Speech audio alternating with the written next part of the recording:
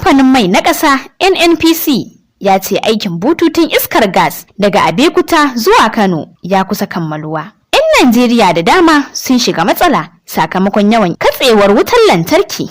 Ana ci gaba da cece-kuce a jihar Kano kan yiwuwar gwamna Abba Kabir Yusuf ya sauya sheka zuwa APC. Assalamu alaikum wa rahmatullah. Barkamu da wannan lokaci, sannunmu da sake haduwa a cikin labaran garkuwa tare da ni Adama Salisu Dangora. Za mu ji cewa kamfanin mai na ƙasa NNPC ya ce aikin bututun iskar gas daga Abeokuta zuwa Kano ya kusa kammaluwa, lamarin da zai bunƙasa tattalin arzikin Arewa. Bututun iskar gas na AKK na da nufin samar da iskar gas ga masana'antu da tashoshin wutar lantarki a jihohin Arewa. Masana sun ce idan aikin ya kammala zai rage rashin aikin yi tare da ƙarfafa masana'antu musamman a jihar Kano.